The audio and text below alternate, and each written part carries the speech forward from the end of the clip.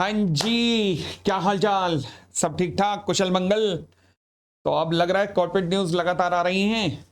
चलिए, जिन्होंने भी पहली बार इस चैनल को देख रहे हैं और पहली बार ये न्यूज़ सुन रहे हैं, ये चैनल है सभी के सभी सीए, सीएस, सीएमए या फिर अदर प्रोफेशनल कोर्सेज करने वाले स्टूडेंट्स के ज्ञान में वृद्धि करने के लिए।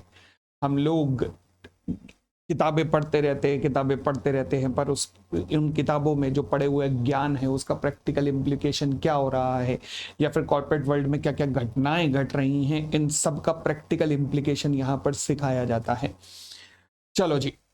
तो आज की भी कुछ कॉर्पोरेट न्यूज़ हमारे साथ हैं, और जैसे मैंने कहा था कि हम लोग हर कॉर्पोरेट न्यूज़ के साथ में कोई ना कोई जियो पॉलिटिकल न्यूज़ भी कवर करेंगे। तो पहले जैसे हमने पिछले दिन कवर की थी अमेरिका की, आज हम कवर करेंगे रशिया एंड पाकिस्तान की। वाओ, चलिए। तो फिलहाल शुरू करते हैं। आज हमारे पास न्यूज़ में क्या क्या है।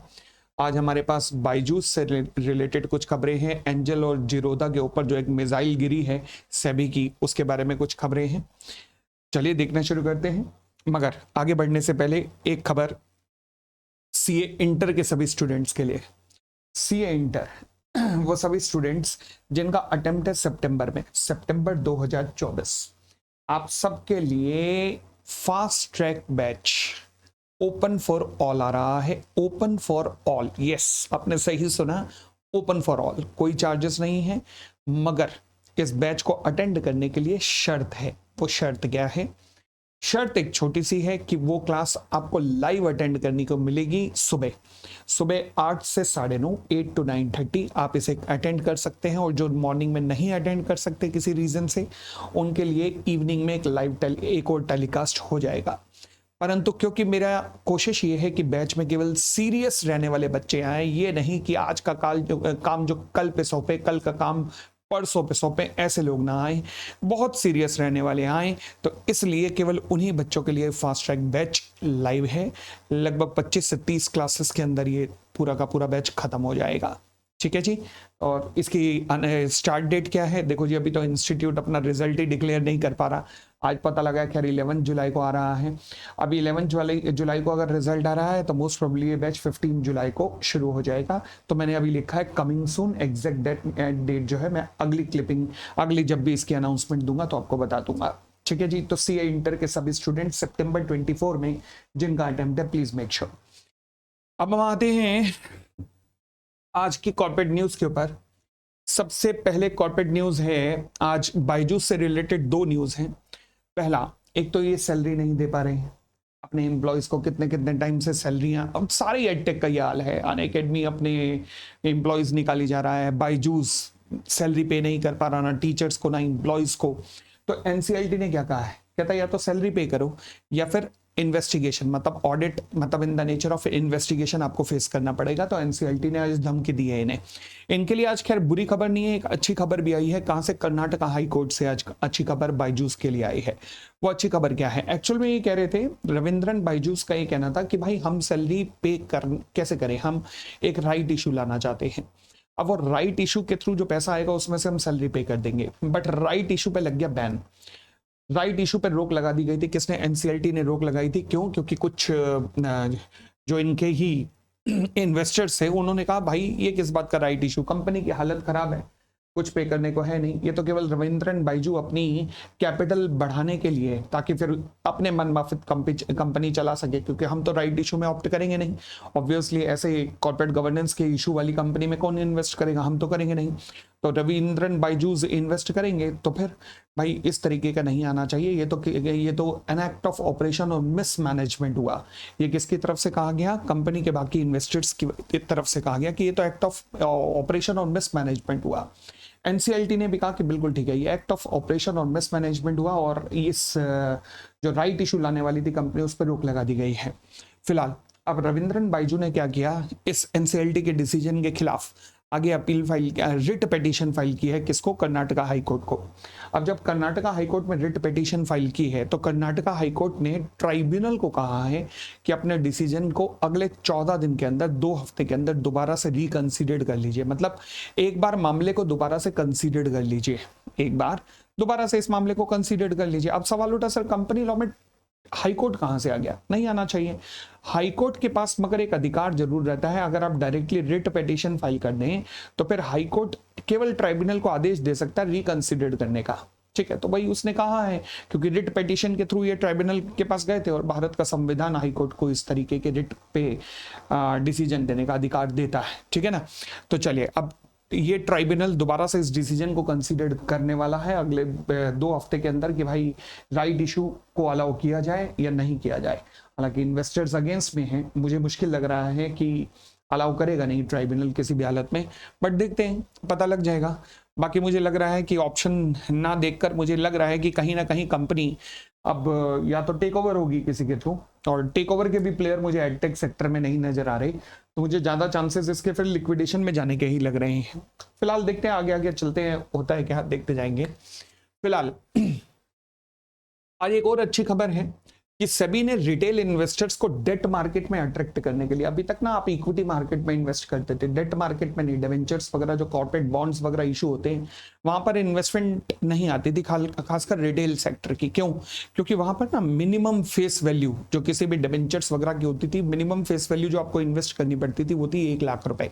बट अब रिटेल इन्वेस्टर्स को अट्रैक्ट करने के लिए डेट मार्केट की तरफ भी आज फेस वैल्यू उसकी गिराकर कर दी गई है 10,000, ताकि अब रिटेल पार्टिसिपेशन, छोटे छोटे इन्वेस्टर्स जो कि 8, 9, 8.5%, 9%, 9.5%, 10% तक का रिटर्न चाहते हैं, जो कि कई कंपनियां देती हैं, तो फिर वो इस तरीके के रिटर्न्स को प्राप्त कर सकें। तो कई कंपनियां इस तरीके के नॉन कन्वर्टेबल डिबेंचर्स इशू करती रहती हैं जिनमें 11-12% तक की भी रिटर्न आती है। एफडी पे मिल रही है आपको 6-6.5%, तो अगर यहाँ पे 10-11% मिल रही है तो क्या दिक्कत है। बट बड़ी इन्वेस्टमेंट होने के कारण, 1 लाख रुपए की फेस वैल्यू होने के कारण लोग डेट में इन्वेस्ट नहीं करते थे, जो कि अब ओपन हो गया ग्राउंड।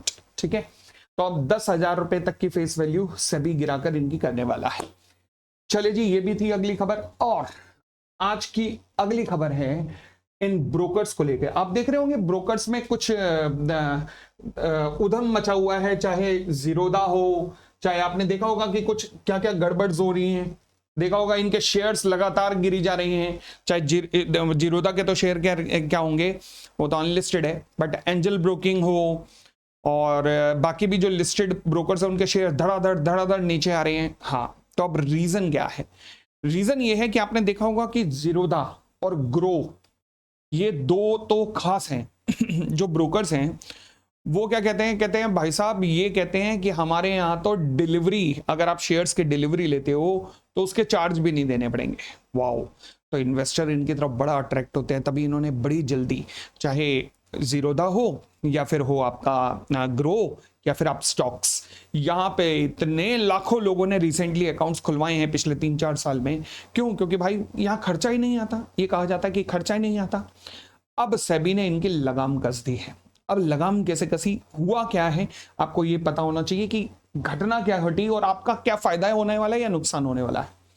देखो, होता क्या था कि जिस तरीके से ये आपसे चार्जेस लेते हैं ना, उसी तरीके से इन्हें भी सेबी को चार्जेस देने पड़ते हैं। अब सेबी के पास जितना ज्यादा आपकी टर्नओवर होगी एज अ स्टॉक ब्रोकर, उतने कम आपको चार्जेस देने पड़ेंगे सेबी के पास। इस चीज को मेंटेन करते हुए इन्होंने कहा जी हम कोई ब्रोकरेज कम से कम ले रहे हैं, हम डिलीवरी के चार्जेस नहीं लेंगे। क्यों? क्योंकि टर्नओवर ज्यादा से ज्यादा बढ़ा सके। तो इन लोगों ने भी अपनी स्कीम बनाई कि भाई जितनी ज्यादा टर्नओवर होगी आपकी इन ब्रोकर्स के साथ में, उतना कम आपसे चार्जेस लेंगे, उतनी कम आपसे ब्रोकरेज वगैरह चार्ज करेंगे। तो फिर होता क्या था, तो इस चक्कर में फ्री का खेल शुरू हुआ कि ये भी फ्री, वो भी फ्री, ले फ्री, चल सब कुछ। क्योंकि टर्नओवर बढ़ेगी, जितनी टर्नओवर इनकी बढ़ेगी उतना सेबी के पास ये बेटर, जो इनका बेटर फेज है या फिर बेटर जो स्लैब है उसके अंदर आ पाएंगे, और उतना कम कमीशन इन्हें सेबी को देना पड़ेगा। तो ये चल रहा था।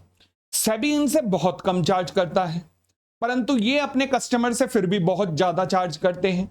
सेबी के स्लैब अलग होते हैं, इनके स्लैब अलग हैं। अब सेबी ने कह दिया है 2 बातें।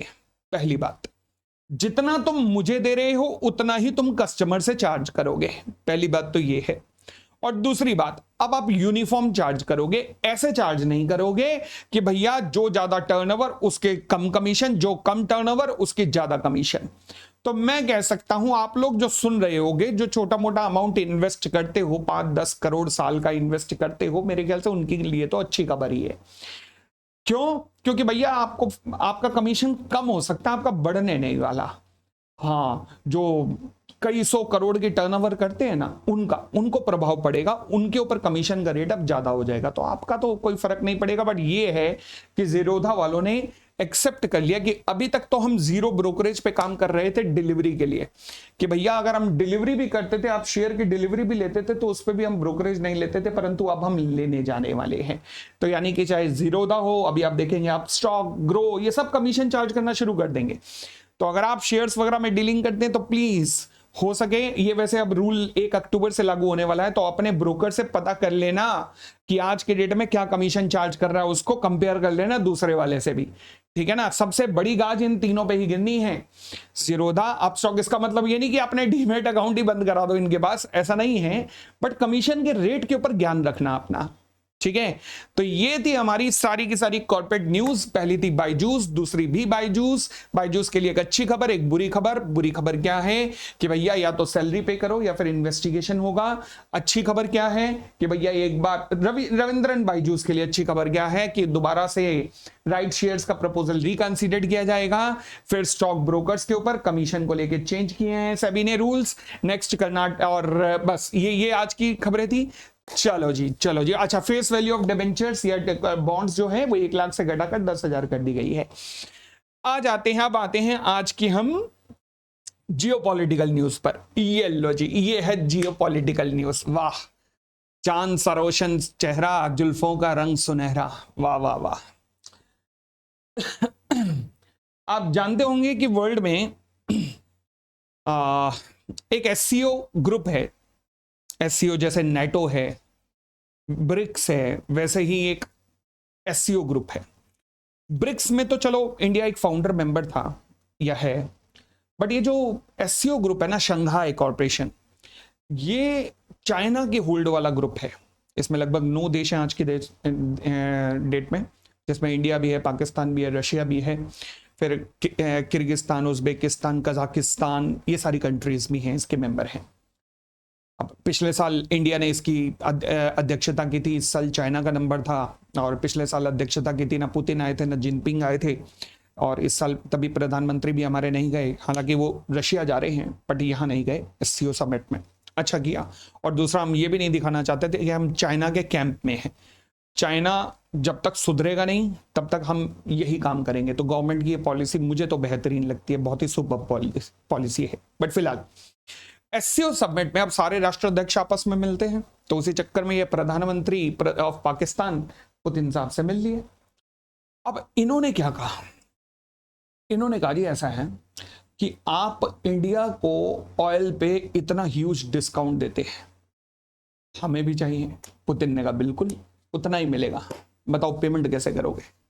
इन्होंने कहा पेमेंट ही तो नहीं है, पेमेंट ही तो नहीं है भाई। $9 बिलियन, $9 बिलियन का इनका फॉरेन रिजर्व है, जिसमें से 2.5 बिलियन इसी मंथ के अंदर इन्हें रीपेमेंट करनी है किसी एक्सटर्नल डेट की। तो रिमेनिंग कितना रह गया? अराउंड 6.5 to 7 बिलियन डॉलर का रह गया। तो इन्होंने कहा भाई साहब हम कहाँ से पेमेंट करेंगे? तो फिर पुतिन ने कहा मतलब बदले में क्या, कुछ तो होगा, मतलब कोई कंसिडरेशन क्या होगा? तो इन्होंने कहा बार्टर सिस्टम करते हैं। ये किसने सजेशन दिया? ये दिया इन्होंने सजेशन। अच्छा, जो भी मैं आपको बता रहा हूं वो रशियन न्यूज़पेपर की रिपोर्ट से बता रहा हूं, स्पुतनिक की रिपोर्ट्स है और डिफरेंट न्यूज चैनल्स की रिपोर्ट है। तो इन्होंने कहा जी बार्टर सिस्टम करते हैं। अब रशिया ने कहा चलो देखेंगे, सवाल उठा क्या करेंगे। अब बार्टर सिस्टम में आपके दिमाग में, मेरे दिमाग में भी यही आ रहा था कि भाई साहब इनके पास बार्टर करने के लिए भी क्या है? सोचो ना क्या कर सकते हैं बार्टर। अनाज ये बाहर से मंगाते हैं, जिसे ये गंदम कहते हैं, ये बाहर से मंगाते हैं। राइस वगैरह ये आज के डेट में इंपोर्टर बन चुके हैं आप। मतलब इनके पास है क्या?